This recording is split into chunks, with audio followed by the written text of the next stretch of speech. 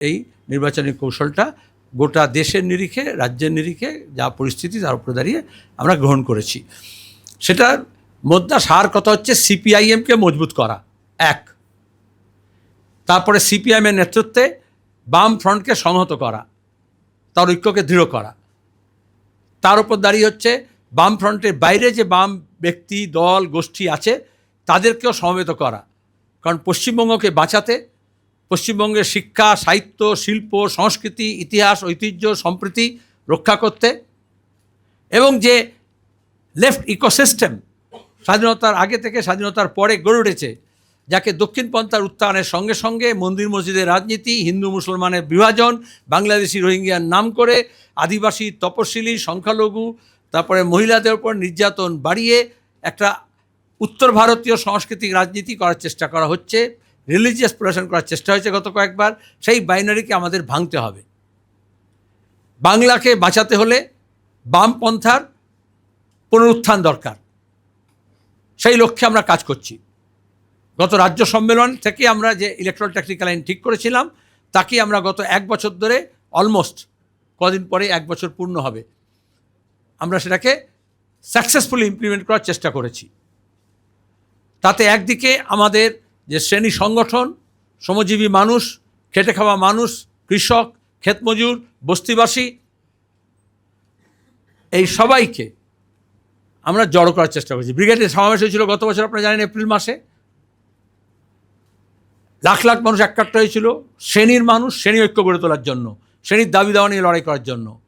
আর আজকে যখন আমরা মিটিং করছি, 12 তারিখে গোটা দেশে ইন্ডাস্ট্রিয়াল স্ট্রাইক, শিল্প ধর্মঘট, তার সঙ্গে অনেক জায়গায় ধর্মঘট পালন হয়েছে। আমাদের এখানে গ্রাম বাংলায় অনেক জায়গায় দোকানপাট বন্ধ করা হয়েছে, চাষাবাদ বন্ধ করা হয়েছে, এবং বিশাল সংখ্যক মানুষ বৃহৎ কয়লা শিল্পে, জুট শিল্পে এবং অন্যান্য ক্ষেত্রে, চা বাগানে সাফল্যের সঙ্গে লক্ষ লক্ষ মানুষ যোগ দিয়েছেন। এগুলো বলতে হয় কারণ এদিকে ক্যামেরার ফোকাস যায় না, খেটে খাওয়া মানুষের দিকে নজর পড়ে না।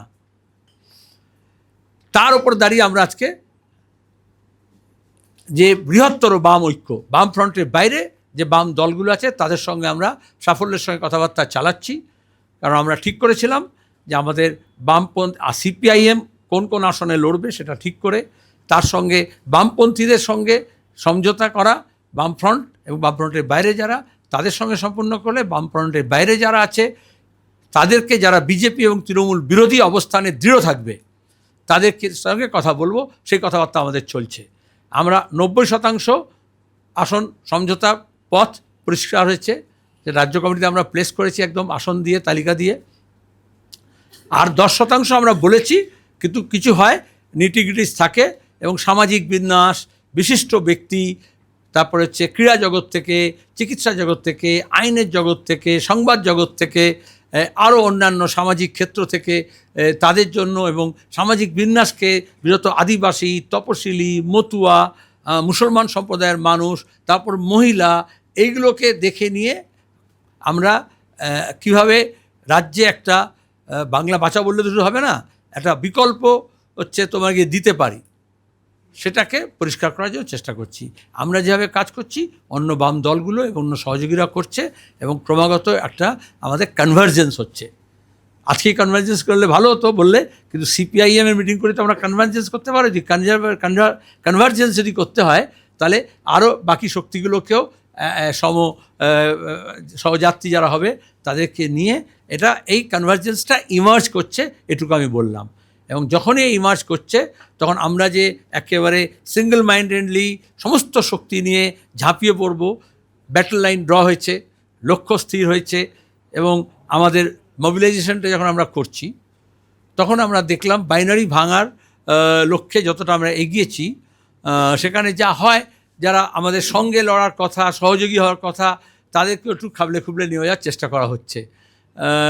আমরা তাও 294টা আসনে বিকল্প নিয়ে লড়াই করার জন্য প্রস্তুত হচ্ছি। এটার সঙ্গে সঙ্গে এসআইআর একটা ডিসরাপশন, বিহার ইলেকশনের সময় দেখেছেন, এখনও দেখেছেন, এসআইআর অ্যাজ আ যে এই যে বাইনারি ভাঙার যে চেষ্টা হচ্ছিল, সেই বাইনারিকে রিএনফোর্স করার জন্য ধর্মের নামে, কাস্টের নামে, বিশেষ জেলা কনস্টিটুয়েন্সি ধরে আরএসএসের বই থেকে চ্যাপ্টার তুলে ইলেকশন কমিশন এখানে এসআইআর নাম করে বিভাজনের রাজনীতিকে রিনফোর্স করার চেষ্টা করেছেন।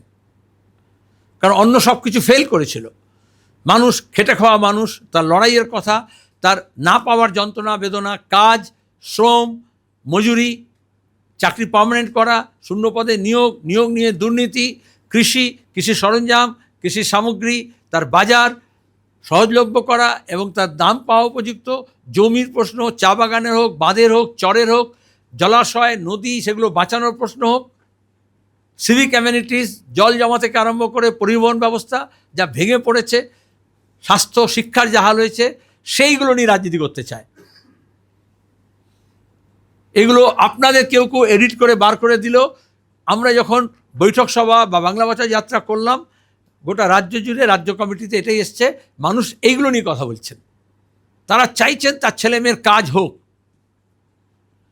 আবার আমরা যে ডেটা পয়েন্ট পাচ্ছি তা নয়, আমরা যা পাচ্ছি তার ভিত্তিতে আমরা আন্দোলন সংগ্রামও স্থানীয়ভাবে গড়ে তুলছি। কোথাও আগে প্রেস কনফারেন্সে কারণ বেবি বলেছিল খড়ি নদী, কোথাও জলঙ্গি নদী, কোথাও জলাশয়, কোথাও ইস্ট কলকাতার জলাভূমি, এসব নিয়ে ব্যাপক দুর্নীতি হচ্ছে, পলিউশন হচ্ছে, পরিবেশ নষ্ট হচ্ছে। একেবারে তিলাবনী পাহাড় এখানে যেরকম, আরাবলী পাহাড় সেরকম ওখানে, মোদি হোক আর দিদি হোক, তারা এসব লুটের সামগ্রী মনে করছে পরিবেশকে। সেটাকে বাঁচানোর জন্য আমাদের লড়াই হচ্ছে। মানুষ এটা নিয়ে চিন্তিত। যদিও মন্দির মসজিদ তাদের মধ্যে ইনজেক্ট করার চেষ্টা করা হচ্ছে বাইনারি তৈরি করার জন্য। লোকে এসব নিয়ে পরিশ্রান্ত হয়েছে। আগে বিভ্রান্ত হতো, এখন ক্লান্ত হয়েছে।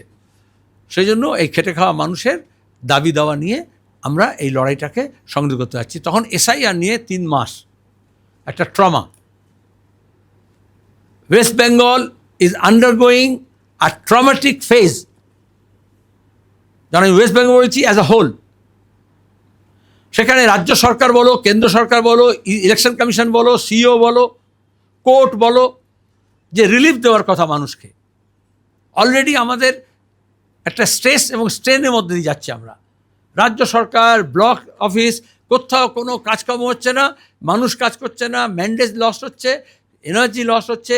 ব্লক অফিসগুলোতে গিয়ে প্রথমে হচ্ছে তোমার গিয়ে ম্যাপিং, তারপরে হচ্ছে তোমার গিয়ে নো ম্যাপিং যখন হলো, তারপরে হচ্ছে হিয়ারিং, নোটিশ, শুনানি প্রতিদিন বাড়ছে, ইলাস্টিকের মতো বাড়ানো হচ্ছে, টার্গেট ফিক্স করে বাড়ানো হচ্ছে, অ্যাসেম্বলি কনস্টিটিউয়েন্সি ধরে বাড়ানো হচ্ছে।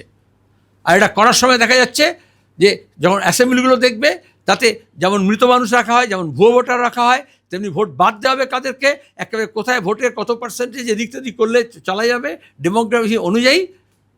ওই যে মোদি বলেছে না ডেমোগ্রাফিক মিশন, তার একটা হচ্ছে ডেমোগ্রাফি অনুযায়ী, জনবিন্যাস অনুযায়ী এগুলো করার চেষ্টা করা হচ্ছে। আমরা প্রথম থেকে তার প্রতিবাদ করেছি, নির্বাচনে ভোটাধিকার রক্ষার জন্য লড়াই করেছি, ভোটাধিকার সহায়তা কেন্দ্র করেছি, এবং এখনও দাঁড়িয়ে যখন হিয়ারিং হচ্ছে সেখানে দাঁড়িয়ে এই সব মার প্যাঁচ সেটা আদালতে করা হয়েছে, ব্লক অফিসে করা হয়েছে, এইআর অফিসে করা হয়েছে, সিও অফিসে যাওয়া হয়েছে। আগামীকালও সিও অফিসে আমরা একটা যাব। যারা করছেন এই কাজ, বিএলএ থেকে যারা হিয়ারিংয়ে কাজ করছেন, তারাও ট্রমাটাইজ। আর এদিকে 2 সরকার টানাটানি, বিজেপি তৃণমূলের রাজনৈতিক খেলা। তাদের নিজের কর্মচারীদের যাদেরকে যুক্ত করেছেন তাদেরও দেখেননি, ভোটারদেরও দেখেননি, পলিটিক্যাল পয়েন্ট স্কোর করার চেষ্টা করেছেন। আমরা ঠিক করেছি আগামী 27 তারিখে আমি নিজে, আমরা চিঠি দিয়েছি আরও প্রাক্তন এমপি 2 জনকে নিয়ে আমরা ইসিআইয়ের কাছে যাব। কারণ 28 তারিখে বলেছে লিস্ট বার করবে।